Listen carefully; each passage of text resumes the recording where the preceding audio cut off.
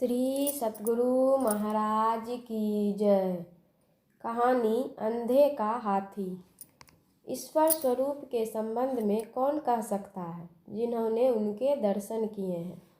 मान लीजिए जितने लोग यहाँ बैठे हुए हैं उनसे कहा जाए कि अमेरिका के संबंध में ठीक ठीक कौन कह सकेंगे, वे ही कह सकेंगे जो अमेरिका गए हुए हैं। बाकी लोग तो किताबी ज्ञान अथवा सुनी सुनाई बात ही कह सकेंगे। उसी तरह जिनको ईश्वर के दर्शन नहीं हुए उनसे ईश्वर स्वरूप के संबंध में कहलाया जाए तो वे क्या कहेंगे, जो उन्होंने श्रवण मनन या अध्ययन किया है। पोथी पोथे का वह थोथा ज्ञान ही कहेंगे। स्पष्टवादी संत कबीर साहब ने बड़े स्पष्ट शब्दों में कहा है, जो अंधेरे की हाथिया सब काहू को ज्ञान, अपनी अपनी कहत है काको धरिए ध्यान। अंधरन को हाथी सही है सांचे सगड़े, हाथन की टोई कहे आँखिन के अंधरे। संत कबीर साहब ने एक कथा कही है। एक गांव में एक हाथी चला गया। उस गांव में कुछ ऐसे लोग भी बसते थे जो जन्मांध थे। उन लोगों ने सुना कि गांव में हाथी आया है। बड़े उल्लासित होकर वे लोग देखने चले और वहां पहुंचकर अपने अपने हाथों से हाथी को टटोलने लगे।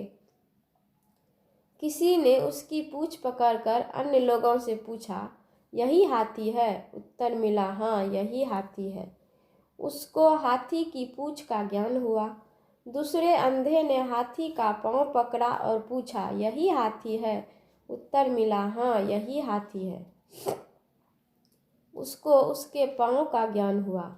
तीसरे ने हाथी की सूंड पकड़ी और पूछा, यही हाथी है? लोगों ने कहा, हाँ यही हाथी है। उसको हाथी की सूंड का ज्ञान हुआ। चौथे ने हाथी का कान पकड़ा और पूछा, यही हाथी है? कहा गया, हाँ हाँ यही हाथी है। उसको हाथी के कान का ज्ञान हुआ। इसी प्रकार पांचवें ने हाथी का पेट पकड़ा और पूछा, क्या यही हाथी है? लोगों ने कहा, हाँ। उसको हाथी के पेट का ज्ञान हुआ। अब पांचों अंधे वापस जाकर एक जगह इकट्ठे हुए तो आपस में उन लोगों ने हाथी देखने की चर्चा चलाई। सबने एक स्वर में कहा, हाँ हमने हाथी देखा है। उनमें से किसी एक ने पूछा, कहो हाथी कैसा होता है? जिसने पूंछ पकड़ी थी उसने कहा, हाथी लाठी जैसा होता है। जिसने हाथी का पांव पकड़ा था उसने कहा, हाथी स्तंभ जैसा होता है। जिसने हाथी का कान पकड़ा था उसने कहा, हाथी सूप डगरा जैसा होता है। जिसने हाथी का पेट पकड़ा था उसने कहा, नहीं जी, हाथी तो कोठी जैसा होता है, जैसा कि धान चावल रखने की बड़ी कोठी होती है। इस प्रकार वे सब आपस में लड़ने झगड़ने लगे। उसी समय एक नेत्रधारी सज्जन उधर से गुजर रहे थे। उन्होंने पूछा, भाई आप लोग आपस में किस लिए झगड़ रहे हैं? उनमें से एक ने कहा, देखिए ना बाबूजी, ये लोग मेरी बात नहीं मानते हैं। मैं कहता हूँ हाथी लाठी जैसा होता है तो यह कहता है, नहीं हाथी स्तंभ जैसा होता है। तीसरा कहता है, हाथी सूप डगरा जैसा होता है। इसी भांति क्रम क्रम से सभी अंधों की बात को सुनकर उक्त सज्जन ने कहा, मेरी बात सुनो, मैं तुम लोगों का झगड़ा समाप्त करता हूँ। देखो, तुम लोगों को आँख तो है नहीं। जो कोई कहते हो कि हाथी लाठी जैसा होता है वह हाथी की पूंछ है।